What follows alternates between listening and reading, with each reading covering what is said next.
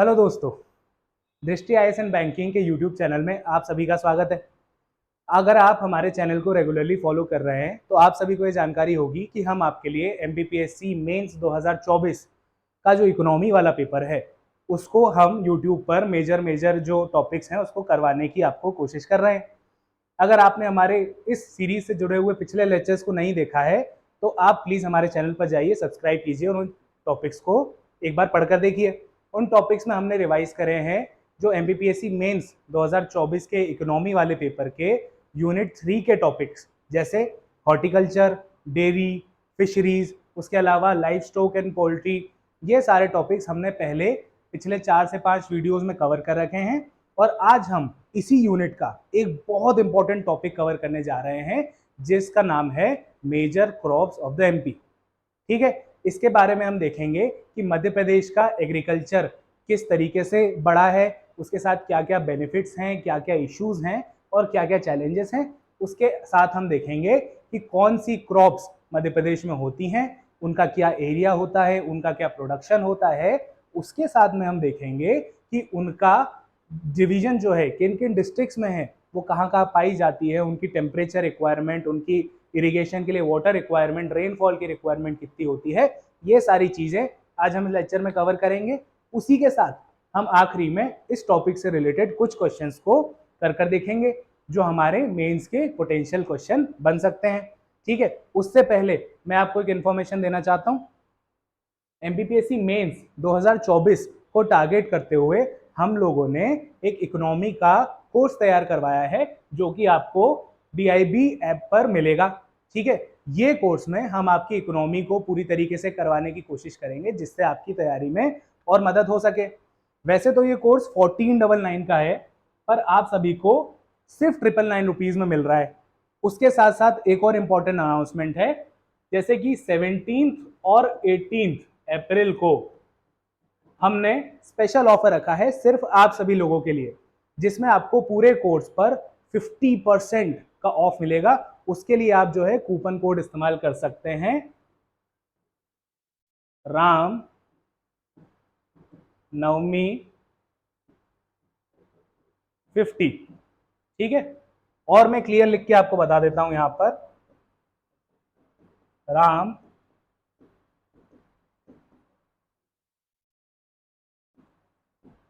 नवमी 50। आप ये code apply करें और इस कोर्स पर 2 दिन के लिए 17 और 18 को आपको 50% ऑफ मिलेगा। उसके साथ हम आपकी बेहतर तैयारी करवाने के लिए प्रीलिम्स का मात्र 99 रुपीज में 39 पेपर्स का एक टेस्ट लेकर आए हैं जो कि आपको अवेलेबल है इस सेम दृष्टि आईएएस एंड बैंकिंग के ऐप पर मात्र 99 रुपीज में। अगर आपको इससे रिलेटेड कोई भी इंफॉर्मेशन चाहिए इन दोनों चीजों से रिलेटेड तो आप इस नंबर पर कांटेक्ट कर सकते हैं। मैं आपको अलग से लिख के बता देता हूं, 9826508385। ठीक है, तो ये हो गई हमारी बेसिक इंफॉर्मेशन। उसके बाद हम आज चालू करते हैं आज का टॉपिक। आज का टॉपिक है, जैसे कि हमने पीछे लिखा हुआ है, क्या टॉपिक है, major crops of the MP. हम यहाँ पर देखेंगे क्रॉप्स का डिवीजन कैसे है, साथ में एग्रीकल्चर जो मध्य प्रदेश में जो इंपॉर्टेंट रोल प्ले करता है उससे रिलेटेड एस्पेक्ट्स को पढ़ेंगे और साथ में एक एक क्रॉप को स्पेसिफिकली पढ़ेंगे। ये वीडियो 2 पार्ट में आएगा क्योंकि एक बहुत लंबा वीडियो बन रहा था, इसलिए इसको छोटा करना पड़ा। ठीक है, तो हम स्टार्ट करते हैं। स्टार्ट कैसे करेंगे, हम देखेंगे कि features and characteristics of the agriculture of MP, मतलब एमपी में एग्रीकल्चर के क्या क्या कैरेक्टरिस्टिक्स हैं, क्या क्या फीचर्स हैं, उसको हम ध्यान से पढ़ेंगे, समझेंगे और ये देखेंगे आखिरी में कि इससे क्वेश्चंस कैसे बन सकते हैं। ठीक है, सबसे पहले देखते हैं कि मध्य प्रदेश में सबसे मेजर जो इशू होता है लो प्रोडक्टिविटी का होता है। लो प्रोडक्टिविटी से क्या मतलब है कि एक specific area of the land में जो क्रॉप की प्रोडक्शन है वो बहुत कम होती है। अब क्यों कम होती है, इसके जिसके क्या लिखा हुआ है, किसके कंपैरिजन में कम होती है, पंजाब और हरियाणा के बेसिस पे जो स्टेट्स हैं इन यहाँ पर प्रोडक्शन क्रॉप्स की ज़्यादा है, वहीं एमपी में प्रोडक्टिविटी लो है। क्यों लो है, उसके बहुत सारे रीजंस हो सकते हैं, वो हम चैलेंजेस में पढ़ेंगे, पर कुछ रीजंस क्या हो सकते हैं, जैसे कि हमारे यहाँ इरीगेशन फैसिलिटीज उतनी बेटर नहीं है, हमारे यहाँ रिवर्स उतनी बेहतर तरीके से हम उनको चैनलाइज नहीं कर पाए कि इरीगेशन हो पाए, उसके अलावा सॉइल की प्रोडक्टिविटी पे भी बहुत सारी चीज़ें डिपेंड करती है। जो टाइप ऑफ सॉइल है, अलूवियल सॉइल है, ब्लैक सॉइल है, रेड सॉइल है, उनकी अलग अलग, हर सॉइल की अलग अलग प्रोडक्टिविटी होती है। साथ में हमारे यहाँ जो बेहतर फर्टिलाइजर्स हैं, ये भी हो सकता है कि उनका प्रोडक्शन कम होता है और साथ में उसका डिस्ट्रीब्यूशन प्रॉपर नहीं होता। तो ये बहुत सारे रीजंस हैं लो प्रोडक्टिविटी ऑफ एग्रीकल्चर या फिर क्रॉप्स इन मध्य प्रदेश। ठीक है, दूसरा देखते हैं हम क्या है, unemployment in irrigation, unemployment in agriculture. इसका क्या मतलब है, क्या क्या क्या कैरेक्टरिस्टिक्स है कि हमारे यहाँ एग्रीकल्चर में अनएम्प्लॉयमेंट होता है। अनएम्प्लॉयमेंट कौन से होते हैं, सीजनल अनएम्प्लॉयमेंट और डिस्गाइज्ड अनएम्प्लॉयमेंट। अगर आपने पहले इकोनॉमी को देखा है, इकोनॉमी को पढ़ा है, तो आप इन दो नामों से बहुत भली भांति परिचित होंगे। जैसा कि आप, मैं बताऊं कि जैसे आप गांव जाते हैं, एक छोटा सा एरिया ऑफ लैंड है, वहां पर 10 लोग काम कर रहे हैं, मतलब वहां पर 10 लोग अगर काम कर रहे हैं और जरूरत सिर्फ 5 लोगों की है, तो 5 लोग क्या कर रहे हैं, एक्स्ट्रा काम कर रहे हैं। ठीक है, मतलब वो जो काम है वो 5 लोगों द्वारा आसानी से किया जा सकता है, और वहां कितने लोग काम कर रहे हैं, 10 लोग काम कर रहे हैं, इसका मतलब 5 एक्स्ट्रा है। तो वही क्या कहलाएगा, डिस्गाइज्ड अनएम्प्लॉयमेंट।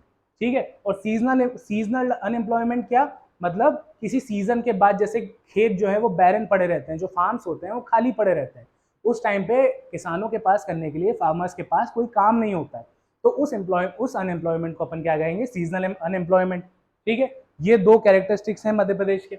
उसके अलावा small holdings and subsistence farming. Small holding से क्या मतलब है कि हमारे यहाँ जो किसान है लगभग 70 से 75% जो है मार्जिनल फार्मर्स हैं। मार्जिनल फार्मर्स से क्या समझते हैं हम, जिनके पास बहुत छोटा लैंड है क्या करने के लिए, क्रॉप एक्टिविटीज करने के लिए, एग्रीकल्चर करने के लिए। साथ में सब्सिस्टेंस फार्मिंग को ज्यादा जोर दिया जाता है, मतलब किसान जो है, जो फार्मर है, वो सिर्फ अपनी जरूरत के हिसाब से क्या करता है, प्रोडक्शन कर पाता है, उससे ज्यादा प्रोडक्शन नहीं कर पाता, क्योंकि उसके पास क्या है, लैंड ही बहुत कम है। ठीक है, तो ये भी एक इंपॉर्टेंट कैरेक्टरिस्टिक्स है। इसमें क्या होता है, जैसे कि कुछ डेटा है, एमपी में एवरेज लैंड होल्डिंग्स कितनी है, मात्र 1.3 हेक्टेयर्स, मतलब एक एवरेज किसान के पास कितना लैंड है, सिर्फ 1.3 हेक्टेयर का लैंड है।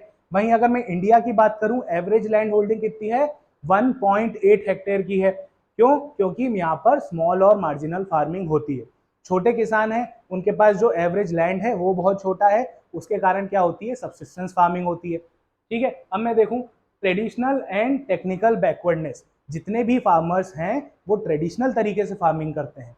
ठीक है, वहां पर टेक्नोलॉजी का इस्तेमाल नहीं होता है, अभी भी यहाँ तक कि आप देखें तो कहीं कहीं बैलों से खेतों की क्या होती है, जुताई होती है, वहां पर ट्रैक्टर्स भी नहीं पहुंच पाए अभी। उसके अलावा बहुत सारी मशीनरीज जैसे हार्वेस्टर होते हैं, ट्रैक्टर्स होते हैं, जिसका इस्तेमाल करके आप प्रोडक्टिविटी को बेहतर कर सकते हैं, वो अभी भी कुछ किसानों के पास एमपी में अवेलेबल नहीं है। ठीक है, देखिए जैसे मैंने बताया कि लेस यूज ऑफ टेक्नोलॉजी, साथ में फार्मिंग मैनेजमेंट प्रैक्टिसेस यहाँ पर कम फॉलो की जाती है। उसके बाद में देखूं rainfall dependency on rainfall dependency of agriculture. इससे क्या समझते हैं कि एग्रीकल्चर जो है, इरिगेशन फैसिलिटीज कम होने के कारण किस पे डिपेंडेंट है, बहुत ज्यादा मॉनसून पर डिपेंडेंट है। मतलब कहीं मॉनसून कम हो रहा है, कहीं ज्यादा हो रहा है, दोनों केसेस में क्या होता है, क्रॉप्स को नुकसान होता है। नुकसान होता है तो क्या, अगर हमारे पास बेटर इरिगेशन फैसिलिटीज होती तो हम जहां ज्यादा पानी हो रहा है वहां को चैनलाइज करके कम जहां पानी है वहां ले आते, और जहां पर कम पानी है वहां पर ज्यादा पानी पहुंच सकता था। तो ये भी एक हमारे यहाँ का कैरेक्टरिस्टिक्स है कि हमारे यहाँ क्या है, एग्रीकल्चर रेनफॉल डिपेंडेंट है। अब मैं आगे देखूं, रीजन वाइज डिस्पैरिटी बहुत ज्यादा है, क्योंकि ज्योग्राफिकल और क्लाइमेटिकल डिफरेंस। अगर आपने एमपी का फिजिकल डिवीजन अगर देखा होगा, तो मालवा प्लेट्यू के अलग क्लाइमेटिक कैरेक्टरिस्टिक्स हैं, बुंदेलखंड के अलग हैं, रीवा पन्ना प्लेट्यू के अलग हैं, नर्मदा वैली के अलग हैं, साथ में सतपुड़ा माउंटेन्स के तो बिल्कुल ही अलग हैं। तो इस कारण क्या होता है, रीजन वाइज डिस्पैरिटी हो जाती है कि किसी रीजन में ज्यादा एग्रीकल्चर प्रोडक्शन होता है, किसी में क्या होता है, कम एग्रीकल्चर प्रोडक्शन। तो आपने क्या समझा इस वाली स्लाइड से कि ये हमारे मध्य प्रदेश के कैरेक्टरिस्टिक्स है। आपने पूरे मोटे मोटे तौर पर ये देखा कि हमारे यहाँ एग्रीकल्चर क्या कंस्टिट्यूट करता है। आगे जब हम देखें, हम क्या देखते हैं कि भैया हमने देखा कि एग्रीकल्चर के कैरेक्टरिस्टिक्स क्या हैं, पर हम ये देखेंगे कि रीजंस क्या हैं कि हमारा मध्य प्रदेश में एग्रीकल्चर जो है वो बैकवर्ड है। ठीक है, वैसे तो इतना बैकवर्ड अब नहीं है, पर कुछ बैकवर्डनेस अभी भी है। तो उसके क्या रीजंस हैं वो देखते हैं। सबसे पहला रीजन क्या है, स्मॉल साइज ऑफ होल्डिंग। हमने पहले डिस्कस किया है कि फार्मर्स के पास क्या होते हैं, छोटे लैंड होते हैं, उसमें एमपी का डेटा हमने क्या देखा था, सिर्फ 1.3 हेक्टेयर ऑफ द लैंड एक एवरेज होल्डिंग होती है फार्मर के पास। दूसरा क्या है, इनएडिक्वेट irrigation facilities and regional disparity. हमने पिछली स्लाइड में डिस्कस किया क्या कि इरिगेशन के लिए हमारे पास बेटर फैसिलिटीज नहीं है। उसके अलावा अगर मैं बात करूं क्या है, cycle of poverty and इनडेप्टनेस of the farmers. तो जो फार्मर्स होते हैं वो क्या करते हैं, फार्मर्स क्या क्या होता है कि इनडेप्टनेस हो जाती है, उनको जो क्या है कर्ज के तले वो लोग आ जाते हैं। तो उस कर्ज के तले में क्या होता है कि वो अच्छे से फार्मिंग नहीं कर पाते, या फिर उनकी जो मेजर कमाई होती है वो कहाँ चली जाती है, अपने कर्ज को देने के लिए, क्योंकि वो एक इंस्टीट्यूशनलाइज्ड तरीके से कर्ज तो नहीं लेते, गाँव में जाते हैं किसी पैसे वाले आदमी के पास जाकर क्या करते हैं, पैसे लेके आ जाते हैं, जिसमें उनको क्या होता है बाद में ज्यादा ब्याज पर पैसा लौटाना पड़ता है। इस कारण वो अपनी फार्मिंग पर फोकस नहीं कर पाते और प्रोडक्शन क्या रह जाता है, कम रह जाता है। इसके अलावा हमारे पास क्या है, लैक ऑफ ट्रांसपोर्टेशन फैसिलिटीज हैं। उतना बेटर ट्रांसपोर्ट नहीं है जितना बेटर एक डेवलप्ड या डेवलपिंग कंट्री में होना चाहिए क्रॉप्स को एक जगह से दूसरी जगह ले जाने के लिए। अब कुछ तरीके की क्रॉप्स होती हैं, जैसे आलू ले लीजिए, आलू को क्या रखना पड़ता है, पोटैटो को कोल्ड जगह पर रखना पड़ता है। तो हमारे यहाँ क्या है, कोल्ड चेन का जो इंफ्रास्ट्रक्चर है वो भी बहुत कमजोर है। इस कारण क्या होता है, हम ज्यादा दिन तक उसको प्रिजर्व नहीं रख पाते। उसके कारण क्या होता है कि हमारे यहाँ फूड प्रोसेसिंग इंडस्ट्रीज भी स्लो हो चुकी हैं। अब देखिए ये एक तरीके की चेन है, अगर यहीं से रॉ मटेरियल खराब हो जाएगा तो आगे तक वो चेन को मेंटेन करना बहुत मुश्किल हो जाएगा। इसलिए हमको एक बेटर सप्लाई चेन बनाने की जरूरत है। उसके अलावा lack of scientific methods in agriculture, कहीं कहीं अभी भी क्या होता है, लकड़ी के प्लग जो होते हैं, जो हल होते हैं, उनका इस्तेमाल होता है और मैकेनिकल मशीन्स का इस्तेमाल बहुत कम होता है। तो हमारे यहाँ के फार्मर्स जो हैं वो भी इसको लेकर अवेयर नहीं है कि बेटर टेक्नोलॉजी से फार्म का प्रोडक्शन बढ़ाया जा सकता है। उसके अलावा लैक ऑफ मार्केटिंग फैसिलिटीज, ठीक है, हमारे यहाँ जो मंडीज हैं वो बहुत इफेक्टिवली काम नहीं कर पा रही हैं इस चीज को लेकर। उसके अलावा लो एग्रीकल्चर रिसर्च, एग्रीकल्चर की रिसर्च के फील्ड में हमारे यहाँ बहुत कम ऐसे इंस्टीट्यूट्स हैं। जैसे कि आपने देखा होगा पिछले कुछ समय में बीटी क्रॉप्स का चलन बहुत बड़ा है। बीटी क्रॉप्स क्या होती हैं, एक तरीके की जेनेटिकली मॉडिफाइड क्रॉप्स होती हैं। उसमें क्या होता है, अब ये क्यों बनाई जाती हैं, जैसे कि मैं आपको एक एग्जांपल देके बताऊं कि एक तरीके का बीटी ब्रिंजल जो आपने नाम सुना होगा, उसमें क्या खासियत है कि उसमें क्या होता है, कीड़े नहीं लगते। ठीक है, तो अब ये किसानों के लिए क्या हो गया, एक तरीके से वरदान हो गया कि भैया कीड़े नहीं लगेंगे तो ज्यादा प्रोडक्शन वो लोग कर पाएंगे, है ना। उसके बाद देखें बहुत सारे सोशल फैक्टर्स होते हैं, जैसे कि ट्राइब्स लाइक बैगा। आपने अगर बैगा ट्राइब मध्य प्रदेश के बारे में थोड़ा सुना होगा तो ये किस तरीके की फार्मिंग करते हैं, स्लैश एंड बर्न, जिसको आप क्या कहते हो, झूम फार्मिंग भी कहते हो। उसमें जंगलों को काटकर खेत बनाए जाते हैं, उनको जलाकर और फिर फार्मिंग की जाती है। तो ये लोग क्या करते हैं, हलों का इस्तेमाल नहीं करते। ये क्या मानते हैं कि हम जो हैं, हमारी जो मदर है वो कौन है, अर्थ है, और अगर हम इस पे हल चलाएंगे इसका मतलब क्या है कि हम अपनी माँ के सीने पर क्या कर रहे हैं, हल चला रहे हैं। इसीलिए ये लोग क्या करते हैं, इसका प्लग्स का इस्तेमाल नहीं करते, वुडन प्लग्स का। इससे क्या होता है, प्रोडक्शन कम हो जाता है। इसके बाद इग्नोरेंस और इलिटरेसी भी एक बहुत बड़े फैक्टर हैं मध्य प्रदेश में एग्रीकल्चर कम होने के। तो अपन ने इन दो स्लाइड्स में मोटा मोटा क्या समझा कि कैसे क्या क्या कैरेक्टरिस्टिक्स हैं मध्य प्रदेश में एग्रीकल्चर के, साथ में मध्य प्रदेश में जो एग्रीकल्चर है वो बैकवर्ड क्यों है। अब हम आगे देखते हैं। अब यहां से हम देखते हैं कि मध्य प्रदेश की मेजर क्रॉप्स कौन थी। तो मध्य प्रदेश की क्रॉप्स को हम 4 पार्ट में डिवाइड कर सकते हैं। कौन कौन सी क्रॉप्स, सबसे पहले तो जो फूड ग्रेन्स हैं जो हम डायरेक्टली खाते हैं, ठीक है, फूड के तौर पर। दूसरा पल्सेस हैं, यानी दालें जो होती हैं जितनी भी तरीके की, वो दूसरी तरीके की क्रॉप है। तीसरे तरीके की क्रॉप जो है वो ऑयल सीड्स है, मतलब जिनसे क्या प्रोड्यूस होता है, ऑयल होता है। और चौथी कौन सी होती हैं, कमर्शियल क्रॉप्स, वो क्रॉप्स जिन्हें बेचकर एक मोटा प्रॉफिट कमाया जा सकता है। Crops by which we can earn a lot of profit, they are known as commercial crops. ठीक है, तो हम देखें अगर फूड क्रॉप, फूड ग्रेन में कौन कौन सी हैं, तो हमारे हो गए गेहूं यानी वीट, हो गया राइस, उसके बाद कॉर्न यानी मक्का, उसके बाद हो गया ज्वार, जो कि हम क्या तो कहते हैं, मोटे तौर पर इसको क्या कहते हैं, मोटा अनाज, कोर्स ग्रेन जिसको कहते हैं। उसके अलावा पल्सेस की अगर मैं बात करूं तो ये चना यानी ग्राम, और उसके अलावा तुअर या फिर अरहर जिसको हम पीली दाल भी कहते हैं जनरली बोलचाल की भाषा में। उसके बाद अगर मैं देखूं ऑयल सीड्स, ऑयल सीड्स में सोयाबीन है, मस्टर्ड है, ग्राउंड नट है, सेसमे है, लिनसीड है। ठीक है, तो ये क्या है, ऑयल सीड्स हैं जिनसे ऑयल का प्रोडक्शन होता है। और जो क्रॉप्स हैं कमर्शियल, उसमें क्या है, कॉटन है, शुगर केन है, ओपियम है, मेस्टा है, हेम्प है, ये सारी क्या है, कमर्शियल क्रॉप्स है। तो आज आपने क्या समझा, कितने तरीके की क्रॉप, अगर मैं डिवाइड करूं मध्य प्रदेश के क्रॉप रीजन को, तो 4 तरीके की क्रॉप होती है। एक फूड ग्रेन्स होते हैं, एक पल्सेस होती हैं, एक होते हैं अपने कौन से, ऑयल सीड्स होते हैं, और चौथी कौन सी होती है, कमर्शियल क्रॉप्स। ठीक है, तो आज हम क्या करेंगे, फूड ग्रेन क्रॉप्स को और पल्सेस को कवर करेंगे, और अगले लेक्चर में किसको कवर करेंगे, ऑयल सीड्स और कमर्शियल क्रॉप्स को। ठीक है, हम आगे बढ़े। तो अब देखते हैं कि जो फूड ग्रेन क्रॉप्स हैं उसमें सबसे पहले कौन सी क्रॉप है, वीट। वीट मतलब गेहूं, इससे आप सभी भली भांति परिचित होंगे, है ना, everyone would have been aware about wheat. Wheat क्या होता है, जिसकी आप रोटी खाते हैं। तो उसकी हम देखते हैं कि क्या क्या कंडीशंस हो सकती हैं। इसके लिए टेम्परेचर कितना लगता है, 10 से 25 डिग्री सेल्सियस। देखिए, अगर मैं बात करूं, अगर आपको किसी भी क्रॉप के बारे में बेसिक इंफॉर्मेशन है, तो आप ये पता लगा सकते हैं कि वो क्रॉप किस रीजन में होती है। ठीक है, जैसे कि अगर मैं बोलूं कि टेम्परेचर 10 से 25 डिग्री वीट को चाहिए होता है, तो अब आपने अगर फिजिकल डिवीजन ऑफ एमपी पढ़ा है, तो आपको ये पता होगा कि 10 से 25 डिग्री टेम्परेचर मध्य प्रदेश में कहाँ कहाँ मिल सकता है। तो उन रीजन पे क्या मिल सकती है, वीट की क्रॉप मिल सकती है। उसके अलावा एक और इंपॉर्टेंट फैक्टर है, कौन सा, 50 से 75, 50 टू 75 सेंटीमीटर ऑफ रेनफॉल। अगर आपको फिजिकल डिवीजन पता है, तो आपको ये पता होगा कि किस रीजन में कितने सेंटीमीटर की रेनफॉल होती है। तो आप इन दो फैक्टर से पता लगा सकते हैं कि वीट जो है कहाँ कहाँ होता है। हम आगे देखेंगे इसमें। उसके अलावा अगर मैं बात करूं, तो वीट का एक बहुत इंपॉर्टेंट फैक्ट है, ये कवर करता है 18% of the total wheat area of the country of the MP. गलत लिखा है यहाँ पे, कंट्री आ जाएगा।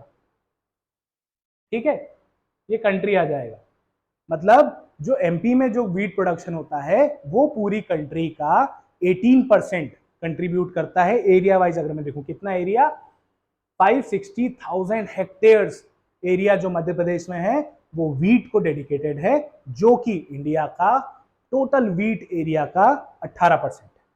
ठीक है, अगर मैं बात करूं आगे प्रोडक्शन की, तो 2022-23 के हिसाब से कितना प्रोडक्शन है, 352273, यानी 3,52,273 मेट्रिक टन। ठीक है, अब ये कितना होता है, जैसे कि एक क्विंटल में कितने किलो होते हैं, 100 केजीज होते हैं, और ऐसे ही 100 क्विंटल में क्या हो जाता है, 1 टन हो जाता है। ठीक है, तो ऐसे 1000 मेट्रिक टन, कितने मेट्रिक टन, 3,52,273 मेट्रिक टन। उसके अलावा अगर मैं बात करूं हाईएस्ट प्रोडक्शन डिस्ट्रिक्ट्स की, तो कहां पे, जो हाईएस्ट प्रोडक्शन है वो नर्मदापुरम में, विदिशा में और सीहोर में। जैसे आपने देखा होगा शरबती गेहूं, आपने नाम सुना होगा, तो वो कहाँ होता है, सीहोर में होता है। उसके अलावा पूरी नर्मदा बेल्ट जो है, इसमें वीट का प्रोडक्शन होता है। पूरे मालवा वाले रीजन में, जिसको मैं राउंड कर रहा हूं, इस वाले रीजन में क्या होता है, वीट का प्रोडक्शन होता है। ठीक है, तो नर्मदापुरम कहाँ आ गया, यहाँ पर होशंगाबाद, विदिशा, ये पूरा कौन सा बेल्ट है, मालवा और नर्मदा वैली वाला बेल्ट है। अगर मैं बात करूं वीट की वैरायटी की, तो शरबती जो सीहोर में मिलती है, सुजाता आपने नाम सुना होगा, उसके अलावा लोकवन और नर्मदा 4। ठीक है, ये वाला जो है कहाँ मिलता है, नर्मदापुरम में या फिर नर्मदा वैली वाले रीजन। तो आपने अभी वीट पढ़ा, वीट में आपने क्या क्या देखा कि वीट को क्लाइमेट कैसा चाहिए, टेम्परेचर कैसा चाहिए, रेनफॉल कैसी चाहिए, कितना प्रोडक्शन एमपी में हो रहा है, कुछ इंपॉर्टेंट फैक्ट उससे रिलेटेड, और साथ में एमपी में किन रीजन पर क्या हो रहा है वीट का प्रोडक्शन। अब मैं आगे बढ़ता हूं, सेकंड देखते हैं अपन। सेकंड क्या है, राइस। राइस क्या है, rank second after wheat in terms of area of production.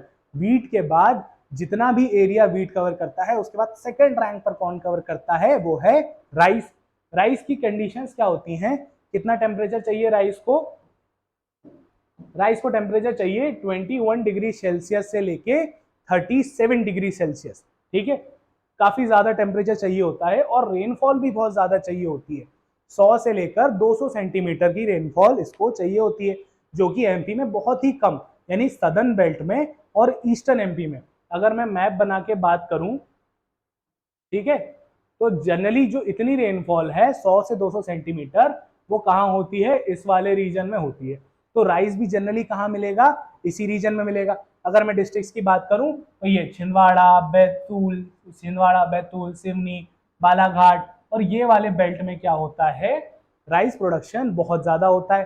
ठीक है, कितना प्रोडक्शन होता है, अगर मैं 2022-23 की बात करूं तो 13187 यानी 13,187,000 मेट्रिक टन जो है राइस प्रोडक्शन होता है। और किन किन डिस्ट्रिक्ट्स में होता है, हमने देखा बालाघाट, कटनी, सिवनी, यही वाला बेल्ट जो आप देख पा रहे हैं, यहाँ पर क्या होता है, राइस प्रोडक्शन होता है। साथ में थोड़ा रीवा और सिंगरौली वाले रीजन में भी राइस प्रोडक्शन होता रहा है। ठीक है, अगर मैं फैक्ट्स की बात करूं राइस को लेके, तो मध्य प्रदेश में चिन्नौर राइस करके जो बालाघाट में एक चावल की किस्म है, राइस की किस्म है, ठीक है, उसको क्या मिला है, जीआई टैग मिला है। कब, 2021 में। और ये एक ऐसी पहली एग्रीकल्चरल क्रॉप है मध्य प्रदेश की जिसको जीआई टैग दिया हुआ है। ठीक है, तो ये फैक्ट क्या है, बहुत इंपॉर्टेंट है। अगर आपसे राइस या एग्रीकल्चर या फिर जीआई टैग से रिलेटेड कुछ भी क्वेश्चन पूछा जाए तो आप इस वाले डेटा को क्या कर सकते हैं, कोट कर सकते हैं। उसके अलावा राइस रिसर्च सेंटर कहाँ है, हमारे यहाँ बड़वानी में है। उसके अलावा वीट रिसर्च सेंटर कहाँ है, पवारखेड़ा, होशंगाबाद में है। तो ये आपके फैक्ट प्रीलिम्स में भी काम आएंगे, साथ में आपके मेंस के आंसर्स को इफेक्टिव बनाने के भी काम आएंगे। अगली क्रॉप देखें, अगली क्रॉप कौन सी है, अगली क्रॉप है मेज। मेज यानी मक्का या फिर कॉर्न। तो क्या है, मेज कौन सी क्रॉप है, एक तरीके की खरीफ क्रॉप है। जब हम क्रॉप और डिटेल में पढ़ेंगे, जब हम क्रॉप का डिवीजन और देखेंगे, तब हम देखेंगे कि 3 सीजन होते हैं मध्य प्रदेश में, एक रबी, एक खरीफ और एक जायद। रबी की जो फसल होती है, जो क्रॉप होती है, उसमें क्या आता है, गेहूं वगैरह। वो जनरली कब से चालू होती है, अक्टूबर, सितंबर अक्टूबर के आसपास उसका क्या होता है, बोई जाती है और उसके आसपास मार्च अप्रैल में काट ली जाती है, उसको कल्टीवेट कर लिया जाता है। वहीं खरीफ क्रॉप जो होती है वो गर्मी के मौसम के बाद बोई जाती है और बरसात के मौसम के बाद क्या होती है, काट ली जाती है। और जायद क्रॉप्स जो होती हैं वो जनरली गर्मी में बोई जाती हैं, जैसे आपकी कुकुम्बर हो गई, जैसे आपका वाटरमेलन हो गया, ये क्या होते हैं, जायद क्रॉप के एग्जाम्पल। तो वैसे ही मेज जो है एक तरीके की खरीफ क्रॉप है। अब खरीफ क्रॉप है तो आपको समझ में आ गया होगा कि क्या होगा, इसमें टेम्परेचर ज्यादा लगेगा और पानी भी ठीक ठाक लगेगा, मतलब उतना ना उतना ज्यादा ना उतना कम। तो जैसे मेज को क्या कहते हैं, क्वीन ऑफ ग्रेन्स कहते हैं। आपने देखा होगा मक्के का जो पौधा होता है वो कैसा होता है, एक उस पर ताज जैसा बना होता है, क्वीन के जैसा हाथ निकले होते हैं उसके ऐसे मुड़ के। ठीक है, तो इसको क्या कहते हैं, क्वीन ऑफ ग्रेन्स कहते हैं। और ये एक तरीके की फूड एंड फॉडर क्रॉप है। फॉडर क्रॉप से मतलब कि अगर इसमें से अगर हम अपने काम की चीजें निकाल लें तो जो एनिमल्स है उनके लिए रेसिड्यू जो है इसका फॉडर का काम करता है। अगर मैं बात करूं कि इसमें क्या क्या चाहिए होता है, तो टेम्परेचर 21 से 27 डिग्री सेल्सियस और रेनफॉल कितनी, 50 से 75 सेंटीमीटर। ठीक है, उसके बाद प्रोडक्शन एरिया जो है 1456,000 हेक्टेयर्स और 2022-23 के हिसाब से प्रोडक्शन 4786,000 मैट्रिक टन। अगर मैं बात करूं तो हाईएस्ट प्रोडक्शन डिस्ट्रिक्ट कौन से हैं, धार, छिंदवाड़ा और बड़वानी, क्योंकि ये क्लाइमेटिक कंडीशंस सिर्फ इन्हीं एरियाज में मिलती है। ठीक है, मतलब अगर मैं बात करूं तो ये बड़वानी, ये धार और ये छिंदवाड़ा, लगभग इस वाले बेल्ट में और इस वाले बेल्ट में क्या मिल रहा है आपको, मेज देखने को मिल रहा है, मक्के की फसल देखने को मिल रही है। अगर मैं आगे बात करूं अगली क्रॉप की, तो अगली क्रॉप कौन सी है, ज्वार की क्रॉप है। ज्वार को क्या कहते हैं, कोर्स ग्रेन कहते हैं। ये जनरली वहां होती है जहां पर सॉइल की प्रोडक्टिविटी कम होती है, साथ में रेनफॉल बहुत कम होती है। ठीक है, ज्वार, बाजरा, रागी जैसी ये क्रॉप्स होती हैं, ये सेम नेचर की क्रॉप होती है। मैं बात करूं ये रबी और खरीफ किसी भी मौसम में बोई जा सकती है, कल्टीवेट की जा सकती है। किस एरिया में, area of less rainfall and less fertile soil. Soil कौन सा हो सकता है, अलूवियल या रेड ब्लैक, कुछ भी हो सकता है। हाईएस्ट प्रोडक्शन कहाँ होता है इसका, बड़वानी डिस्ट्रिक्ट में होता है, मध्य प्रदेश की अगर मैं बात करूं। और एमपी का ज्वार रिसर्च सेंटर जो है वो कहां पर है, खरगोन में है। ठीक है, तो एमपी का ज्वार रिसर्च सेंटर कहां पर है, खरगोन में। इसको क्या कहते हैं, कैमल क्रॉप भी कहते हैं। कैमल क्रॉप क्यों कहते हैं इसको, जैसे आपने देखा होगा कैमल कहाँ रहता है, रेगिस्तान में रहता है, बिना पानी पिए क्या कर सकता है, बहुत दिन तक रह सकता है, कम पानी पे सर्वाइव कर सकता है। तो ये क्रॉप भी क्या होती हैं, कम वाटर सप्लाई पर भी सरवाइव कर सकती हैं और उगाती हैं। ठीक है, तो जहां भी ये western side of the Madhya Pradesh, जहां पे भी रेनफॉल कम होगी वहां पर क्या होगा, मोटा अनाज, कोर्स ग्रेन जैसे ज्वार, बाजरा, रागी, ये सब क्या होंगे, ज्यादा होंगे। तो ये आपने सारे क्या देख लिए, फूड ग्रेन क्रॉप्स देख ली। उसके अलावा हम दो पल्सेस जो एमपी में होती है उसको खत्म करेंगे। उसके साथ ये देखेंगे कि किन क्वेश्चन से, जो पोटेंशियल क्वेश्चन हैं जो एग्जाम में आ सकते हैं, वो कैसे डील करने हैं। ठीक है, अगले हम देखते हैं तो कौन सी क्रॉप आती हैं, पल्सेस क्रॉप्स आती हैं। कौन सी पल्स, सबसे पहले देखो पल्सेस पे पहले ओवरव्यू पे बात कर लें तो पल्सेस क्या होती हैं, रबी या खरीफ दोनों में हो सकती हैं। ठीक है, दोनों सीजन में हो सकती हैं। उसके अलावा कौन सी होती हैं, जैसे ग्राम यानी चना, अरहर, ठीक है यानी तुअर, चने की दाल, मूंग की दाल, उड़द, लेंटिस, ये सारी क्या होती हैं, पल्स क्रॉप्स होती हैं। जिसका एरिया अगर मैं बात करूं 19-20 के हिसाब से 4,889,000 हेक्टेयर्स और प्रोडक्शन 19-20 के हिसाब से 4,784,000 मेट्रिक टन। ठीक है, तो ये हमने क्या देख ली, ओवरऑल पल्सेस क्रॉप जो हैं उनका क्या एरिया और प्रोडक्शन है। उसके बाद हम स्पेसिफिकली अगर बात करें तो ग्राम, अगर मैं चने की बात करूं तो एक तरीके की कौन सी क्रॉप है, ये रबी की क्रॉप है। ठीक है, मतलब ठंडों के टाइम के आसपास इसकी क्या करी जाएगी, बुआई करी जाएगी और गर्मी आने से पहले इसको काट लिया जाएगा। तो एमपी का जो 40%, एमपी हैज इंडिया 40%, मतलब इंडिया में जितनी भी कौन सी ग्राम वाली जो पल्स हैं वो प्रोड्यूस हो रही हैं उसका 40%, लगभग 40% कहां पर, मध्य प्रदेश में मिलता है। उसके अलावा इसका प्रोडक्शन की मैं बात करूं तो 3569,000 मेट्रिक टन, और इसका हाईएस्ट प्रोडक्शन डिस्ट्रिक्ट कौन सा है, विदिशा, जो आपको मैप में दिख रहा होगा। ठीक है, इस वाले रीजन में क्या होता है, जो ग्राम की जो क्रॉप है वो बहुत ज्यादा होती है। ठीक है, जैसे मैंने रीजन लिख रखा है, ईस्टर्न मालवा है ना, ये वाला रीजन जो आ गया। उसके अलावा बुंदेलखंड रीजन, ये वाला रीजन जो आ गया। उसके अलावा अपर सेंट्रल नर्मदा वैली, मतलब नर्मदा वैली के ऊपर ऊपर वाला रीजन, ये वाला। ठीक है, यहाँ पर क्या होती है, ग्राम क्रॉप्स जो होती हैं वो ज्यादा होती हैं। उसके अलावा अगर मैं बात करूं, जो आखिरी हमारी जो है पल्स क्रॉप है वो कौन सी है, तुअर, या फिर इसको क्या कह सकते हैं, अरहर कह सकते हैं। एक तरीके की क्या है, खरीफ क्रॉप है। ठीक है, मतलब गर्मियों के मौसम के बाद बोई जाएगी और ठंडों के पहले क्या कर ली जाएगी, बारिश के बाद काट ली जाएगी। ठीक है, इसका क्रॉप एरिया कितना है, लगभग 225,000 हेक्टेयर्स और प्रोडक्शन 250,000 मेट्रिक टन। देखिए ये सारा बहुत डेटा स्पेसिफिक है क्योंकि क्रॉप्स हमेशा आपको प्रोडक्शन वाइज और एरिया वाइज पढ़नी पड़ेगी। तो ये जो टॉपिक है आपको बिल्कुल थोड़ा सा बोरिंग लग सकता है। ठीक है, पर इसको आप बोरिंग के तौर पे मत लीजिए, इसको इस ऐसे देखिए कि हमारे आसपास कौन सी क्रॉप है। अब जितनी भी क्रॉप हमने पढ़ी, हमने कहीं ना कहीं अपनी आंखों से देखी है।